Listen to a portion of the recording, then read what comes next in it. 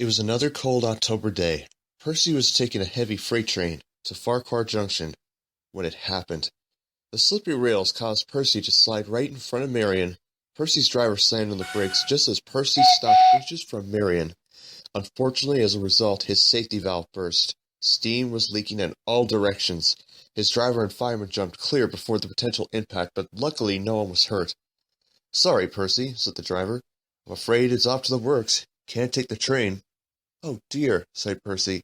"The day was going so nicely, too." Percy's fireman climbed into his cab and shut off steam. They withdrew his fire. Toby came to take the train the rest of the way, and Edward came to take Percy to the steamworks to be mended. That evening all the engines had gone home to the sheds for the night. However, Sir Topham Hatt was nervous. Thomas was also in the works after he cracked a wheel trying to ascend Gordon's Hill, and Percy had clogged his tubes in his valve after the cold air froze his regulator from his accident during the day. Sir Topham Hatt was trying to find 2 engines to replace Thomas and Percy until they returned from the works. "Hello? Hello, yes, this is Sir Topham Hatt. What can I do for you? I say there are 2 engines that you found, that we can use? Excellent. Please send them to Soda. It's imperative they arrive on time. Please let them meet me in front of Wellsworth in the morning." Certainly, sir, will do. But when Sir Topham Hatt came to meet the engines, he was shocked and surprised. "Good day, sir. See you called us all in?" "Vinnie!" exclaimed Sir Topham Hatt. He took part in the great race. "You will work with Percy's goods work, and Frieda, you will take Thomas's passengers. They're both out of service for the time being because they had, separate incidents. Please do your best to keep up with the timetable.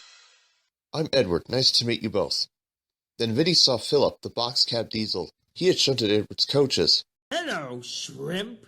Nice to see you again." Phillip was so scared he raced off the track.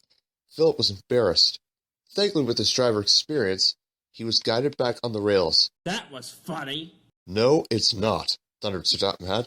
"You're starting to make me think about sending you away." "Please, sir, I was only joking." "Then you prove it to me by starting work immediately."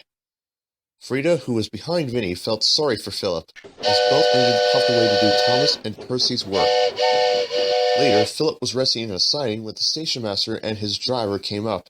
"Phillip, listen. Vinnie is stuck at the junction. Frieda is coming back the other way with a van of workmen. They were expecting the line a further ways. You're the only engine available. Can you help?" "I can try," said Phillip. He set off, but was worried that Vinnie would make fun of him after their last encounter at the railway show.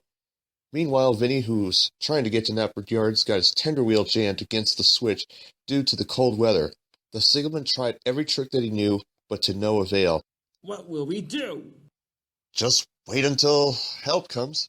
"Wait, but if another engine comes..." Then they heard a whistle that made them jump. "Fireman, get back into the cab and try to get Vinnie out of there. I'll try to warn the engine." The engine was Frieda, and was traveling at a tremendous rate. She was trying to make up for lost time because of a faulty signal. Phillip arrived and buffered up to the back of Vinnie. "I'm going to free you from the point."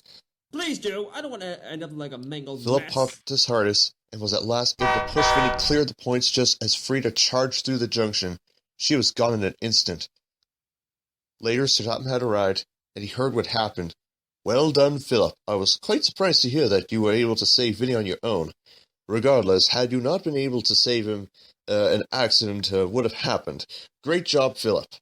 Then he turned to Vinnie. "Please, sir, I'm sorry for teasing Phillip, especially for what happened during the shunting challenge. I was upset because he ran into me." "So that is why you are upset at Phillip." "Please, sir, don't send him away." "No, Phillip, I am not. Thank you, Vinnie, for owning up. Maybe in the future you can learn to keep your emotions in check," finished Sir Topham Hatt, and he left. "Phillip, you did well. I'm surprised. You're a really useful engine." "Thank you, Frieda. Had it not been for me, who knows what mess the main line would have had to deal with." All the engines had to agree. But as they were leaving to go back to the sheds, they didn't know who or what was watching them.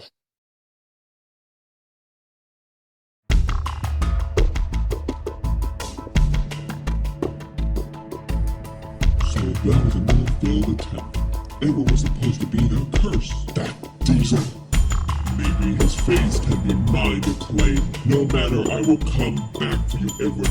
Even if it takes me a year, I always come back.